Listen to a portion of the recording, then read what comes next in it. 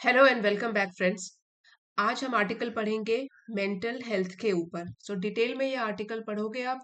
Last में vocabulary revise करेंगे जिसमें कि आज सिनोनिम्स भी लिखे हुए हैं। हर एक जो डिफिकल्ट वर्ड है उसके दो दो सिनोनिम्स आप एक्स्ट्रा रिवाइज कर सकते हो।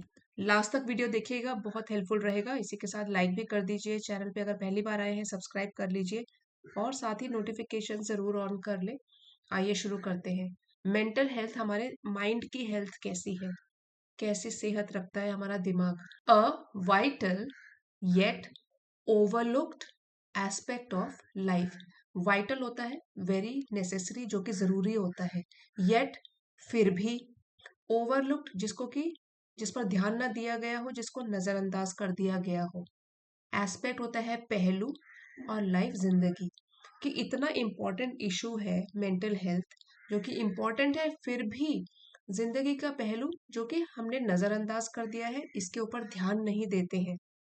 There is no health without mental health. World health organization के द्वारा ये लाइन कही गई है कि अगर हम सेहत के ऊपर इतना ध्यान देते हैं, तो अगर हम दिमागी सेहत के ऊपर भी ध्यान ना दें तो कोई हेल्थ की बात नहीं है। यहाँ पे there is no health without mental health.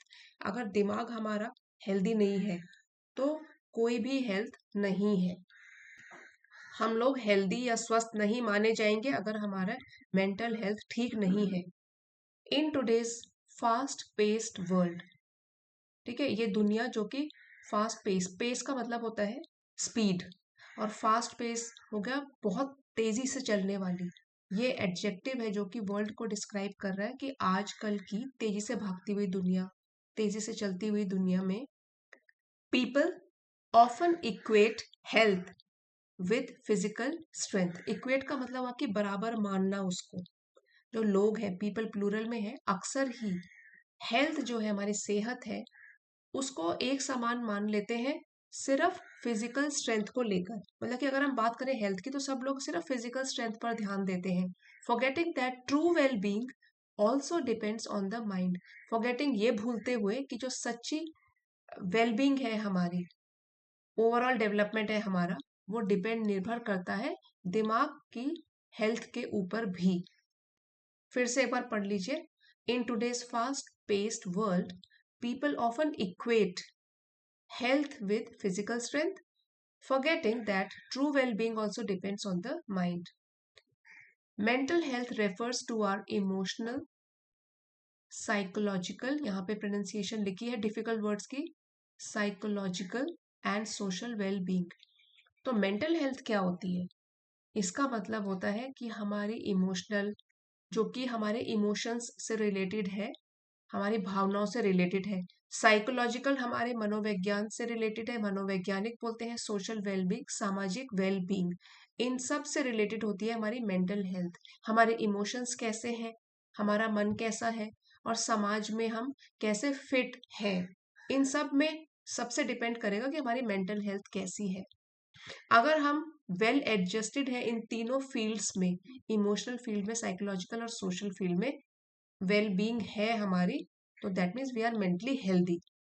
It influences how we think, how we feel, how we behave in our daily lives. It यहाँ पे प्रोनाउन है, मेंटल हेल्थ के लिए है।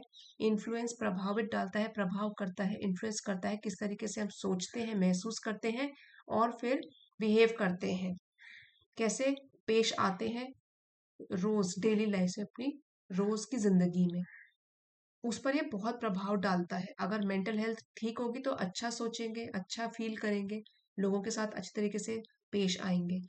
और इसका उल्टा होगा अगर मेंटल हेल्थ खराब होगी। A balanced mental state helps us handle stress. तो अगर हमारा मेंटल स्टेट बैलेंस्ड है, मतलब संतुलन है उसमें, तो हमको मदद करेगा ये हैंडल करने में, स्ट्रेस को, तनाव को हैंडल करने में। हम उसको, इससे हम स्ट्रेस से निपट पाएंगे, हैंडल कर पाएंगे। बिल्ड स्ट्रॉन्ग रिलेशनशिप, हमारे संबंध भी स्ट्रॉन्ग हो जाएंगे। And make constructive constructive decisions, और जो हमारे फैसले लेने की जो एबिलिटी है वो भी कंस्ट्रक्टिव होगी। हम लोग ले पाएंगे सही डिसीजंस क्योंकि हमारा मेंटल स्टेट पॉजिटिव होगा और बैलेंस्ड होगा। अगर दिमागी संतुलन ही ठीक नहीं होगा तो किस तरीके से डिसीजंस हम ले सकते हैं और रिश्ते भी कैसे ठीक रह सकते हैं, और तनाव तो होगा ही होगा। अनफॉर्चुनेटली, अनफॉर्चुनेटली, फॉर्च्यून का मतलब होता है भाग्य, और यहाँ अनफॉर्चुनेटली का मतलब है कि दुर्भाग्य से, many in society still treat mental health as a taboo subject। तो ये दुर्भाग्य की बात तो ये है कि कई लोग हमारे समाज में अभी भी स्टिल ट्रीट करते हैं हमारी मेंटल हेल्थ को, मतलब किसी मेंटल हेल्थ टॉपिक को भी, कि ये एक ऐसा सब्जेक्ट है जो कि टैबू है, वर्जित है, इसके बारे में बात नहीं करनी चाहिए।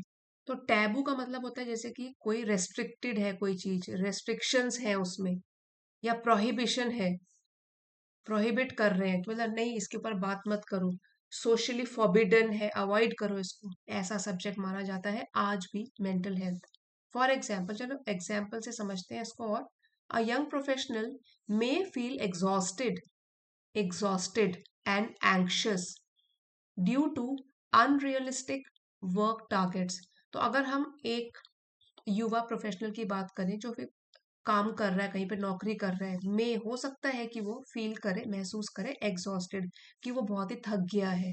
एग्जॉस्टेड मतलब होता है वेरी टायर्ड, इसको फेटीग भी बोलते हैं, फेटीग, स्पेलिंग देख लेना यहाँ पे, फेटीग या ड्रेन्ड। वो ऐसा फील करे कि भाई मैं तो बहुत थक गया हूँ।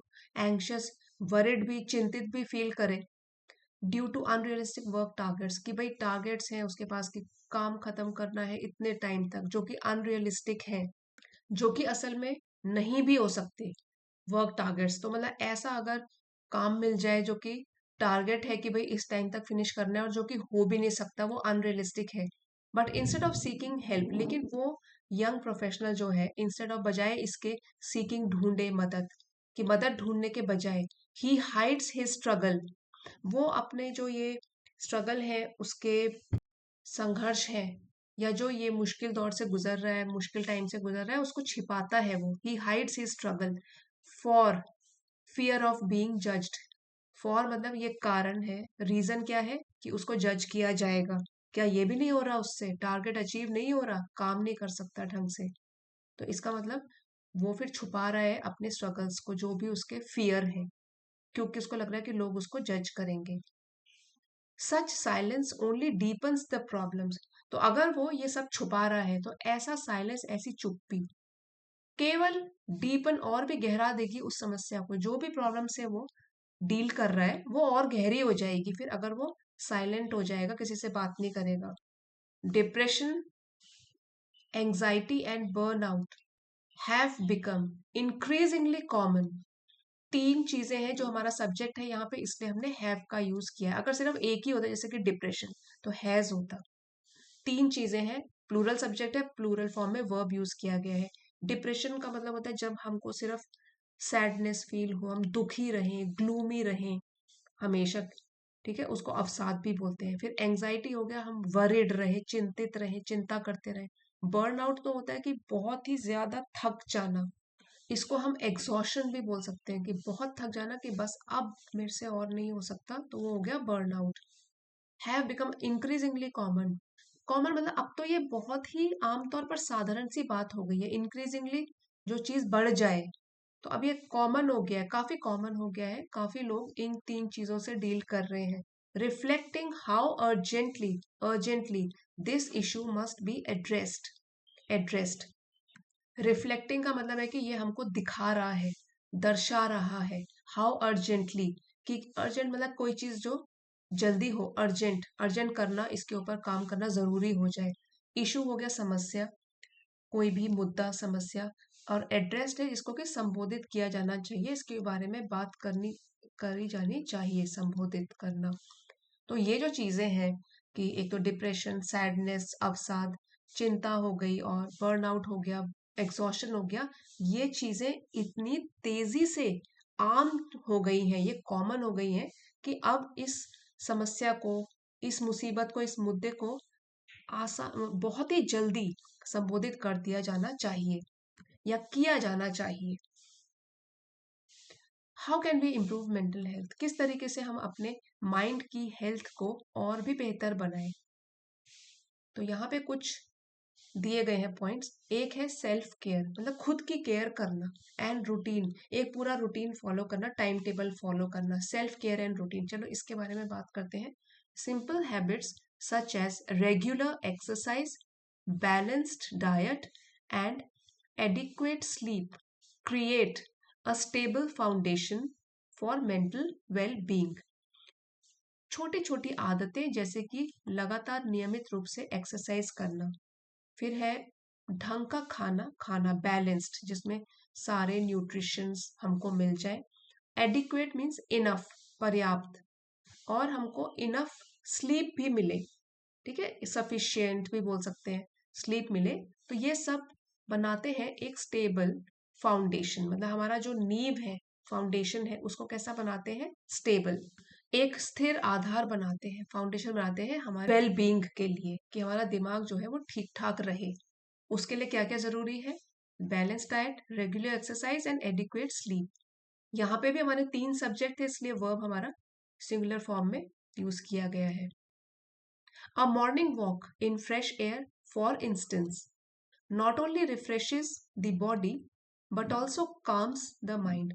और अगर एक और एग्जाम्पल है कि अगर हम फ्रेश एयर में सुबह सुबह घूमने के लिए जाएं, फॉर इंस्टेंस, मतलब एग्जाम्पल के तौर पर, उदाहरण के तौर पर, न केवल ये हमारी बॉडी को रिफ्रेश करती है, तरोताजा करती है, लेकिन बल्कि हमारे दिमाग को भी काम करती है, शांत करती है।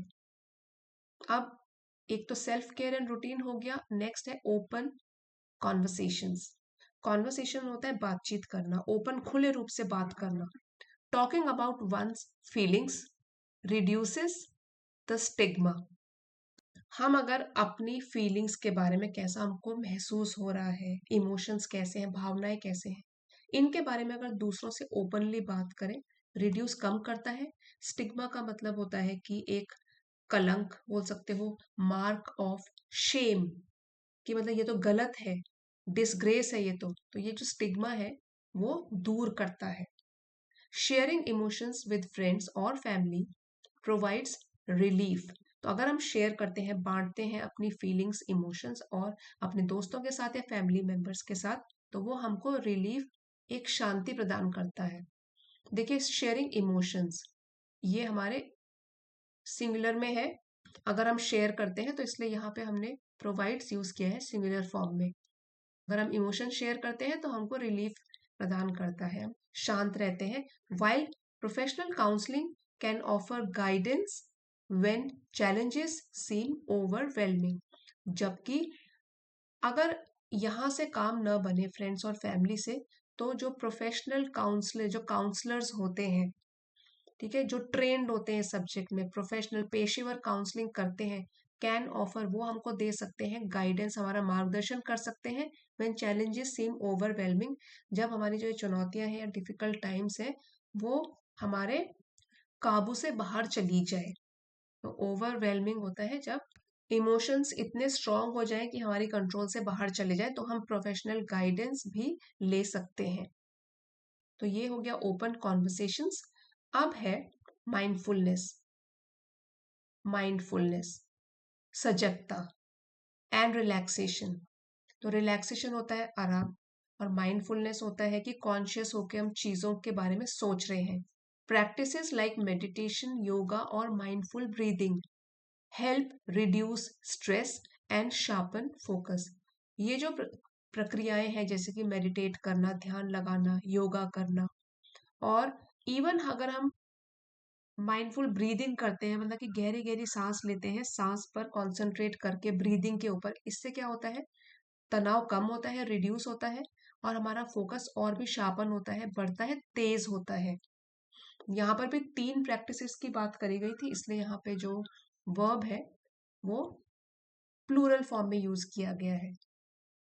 These techniques are being widely adopted in workplaces and schools to build resilience। अब ये वाली जो सारी तकनीकी है, ये टेक्निक्स हैं, यहाँ जो 2-3 चीजें बताई गई हैं, ये अपनाई जा रही हैं। अडॉप्ट मतलब अपनाना, प्रैक्टिस में लाई जा रही हैं वाइडली, बहुत सारी जगहों में, वर्क प्लेसेस मतलब जहाँ पे लोग काम कर रहे हैं, और स्कूल्स में भी, ताकि जो लोग हैं वो रेजिलियंस को और भी स्ट्रांग बना सके। अब रेजिलियंस क्या होता है? इसको बोलते हैं टफनेस। मतलब जो मुश्किल हालात होते हैं उससे ऊपर पार लगने की एबिलिटी अगर आप में होती है, ability to recover quickly from difficulties. तो ये टेक्निक्स हैं, ये आजकल वाइडली अडॉप्टेड, ये लोग अपना रहे हैं वर्क प्लेसेस में भी, जहाँ काम कर रहे हैं, और स्कूल्स में भी, ताकि लोग टफ बन सकें। एक और प्रैक्टिस है वो है डिजिटल बैलेंस। ये बहुत जरूरी है आजकल। डिजिटल मतलब जो भी गैजेट से रिलेटेड है, बिजली से चलने वाले चीजों से, खासकर mobile, laptop. Over use of social media often leads to comparison and dissatisfaction. Over use, जरूरत से ज्यादा यूज कर लेना सोशल मीडिया का, अक्सर ही कंपैरिजन मतलब तुलना करना, कंपेयर करना, और डिससेटिस्फैक्शन हो गया कि डिससेटिस्फाइड रहना, जिसमें आप सेटिस्फाइड नहीं रहते, इसकी तरफ हमको ले जाता है अगर हम ज्यादा ही सोशल मीडिया का यूज कर लेते हैं। Limiting screen time and engaging in real world interactions promotes a healthier state of mind. अगर हम कम कर दें, लिमिट कर दें, सीमित कर दें अपने स्क्रीन टाइम को, कि कितना टाइम हम स्क्रीन में बिता रहे हैं, और एंगेज करें, अपने आप को व्यस्त कर लें, बिजी कर लें रियल वर्ल्ड इंटरेक्शंस, मतलब असली जीवन में एक दूसरे से बातचीत करें इसके बदले, तो प्रमोट मीन्स ये हेल्प करता है। हेल्दियर, ये कंपैरेटिव डिग्री है हेल्दी की, हेल्दी होता है स्वस्थ, और हेल्दियर कंपैरेटिव डिग्री हो जाएगी कि इससे भी ज्यादा और भी स्वस्थ। तो यहाँ पे स्क्रीन टाइम की बात हो रही है कि अगर हम मोबाइल या लैपटॉप में अपना स्क्रीन टाइम में बजाय इसके अगर एंगेज करें असली जीवन में बातचीत करने में लोगों से, तो हेल्दियर स्टेट ऑफ माइंड, हमारा दिमाग की जो स्टेट होगी वो और भी हेल्दी होगी, हम और भी बेहतर फील करेंगे। Mental health is not a weakness but a part of being human.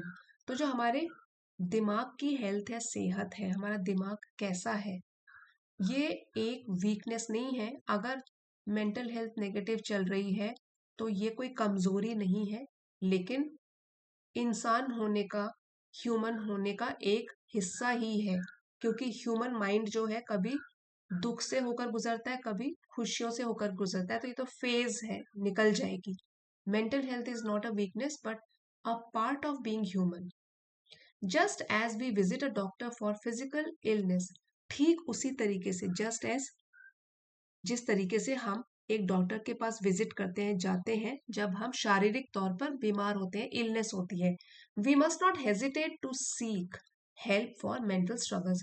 तो हमको हेजिटेट मतलब झिझकना नहीं चाहिए मांगने में, ढूंढने में, सीख हेल्प, मदद मांगने में, अगर हम मानसिक तौर पर कोई संघर्ष के थ्रू गुजर रहे हैं या मेंटल हेल्थ ठीक नहीं चल रही है, उसको बोलते हैं mental struggles.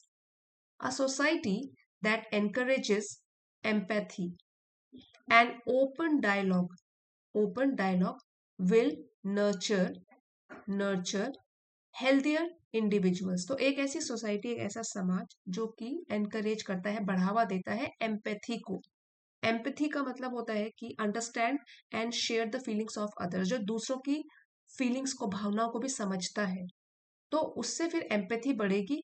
And open dialogue, जो कि ओपन डायलॉग मतलब कि आपको खुले रूप से एक दूसरे के साथ बातें करनी चाहिए। तो अगर ऐसा समाज होता है जो कि बढ़ावा देता है, यहाँ सोसाइटी सिंगुलर सब्जेक्ट है, वर्ब भी हमारा सिंगुलर फॉर्म में है, तो ऐसी सोसाइटी, समाज जो एनकरेज करता है, बढ़ावा देता है सहानुभूति को और बातचीत को एक दूसरे के साथ, विल नर्चर, तो वो पाल पोस कर बड़ा करेगा या केयर करेगा। नर्चर किसी चीज की केयर करना, देखभाल करना। तो हेल्दियर इंडिविजुअल्स, जो उसमें लोग होंगे वो और भी हेल्दी होंगे, फिजिकल तौर पर भी और मेंटल तौर पर भी। लेट अस रिमेंबर, इसलिए हमको याद रखना है, caring for the mind is not optional. अपने दिमाग की केयर करना, उसका ध्यान रखना, ये अब कोई वैकल्पिक नहीं है, मतलब कि ये आपका ऑप्शन नहीं है। ऑप्शनल होता है कि जिसमें हम दो चीजों को चुने, तो ये कोई ऑप्शनल नहीं है, मतलब आपको विकल्प नहीं मिला हुआ है कि आपको केयर करना है माइंड का कि नहीं करना है। इट इज एसेंशियल, अब ये जरूरी हो गया है, इंपॉर्टेंट है, एसेंशियल है। तो ऐसे बोल सकते हैं कि अब मन की देखभाल करना ये ऑप्शनल नहीं है, बल्कि ये तो जरूरी है, वैकल्पिक नहीं है। बाय वैल्यूइंग मेंटल हेल्थ, और भी मूल्य देकर, इंपॉर्टेंस देकर मेंटल हेल्थ को अगर आप ये करते हो, we can build a future that is not only successful but also peaceful and humane. Humane इसको बोलेंगे, humane. By valuing means value देकर मेंटल हेल्थ को हम एक ऐसे भविष्य का निर्माण कर सकते हैं, बिल्ड कर सकते हैं, जो कि न केवल सक्सेसफुल हो, सफल हो भविष्य, बल्कि पीसफुल, शांतिपूर्ण भी हो और ह्यूमेन हो, सहानुभूति से भी भरा हुआ हो। तो इसका मीनिंग होता है हैविंग और शोइंग काइंडनेस और अंडरस्टैंडिंग, जो कि ह्यूमंस में क्वालिटीज होती हैं उसको ही बोलते हैं ह्यूमेन। जैसे कि सहानुभूतिपूर्ण यहाँ पे लिखा ही हुआ है कि, या जो ह्यूमंस में क्वालिटीज होती हैं, तो ये तो एक होता है वर्ड ह्यूमन, ह्यूमन बीइंग से रिलेटेड, और एक होता है ह्यूमेन, उनकी क्वालिटीज से रिलेटेड ह्यूमेन। इसको आप काइंडनेस भी बोल सकते हो। ठीक है, तो अगर by valuing mental health we can build a future that is not only successful but also peaceful and human. तो अगर हम मेंटल हेल्थ पर ज्यादा ध्यान देंगे, जो कि आजकल की जरूरत भी बन गया है, हम एक ऐसे भविष्य का निर्माण कर सकते हैं जिसमें कि न केवल सफलता होगी, जो कि न केवल सफल होगा बल्कि शांतिपूर्ण भी होगा और सहानुभूति से भी भरा हुआ होगा, काइंडनेस से भरा हुआ होगा।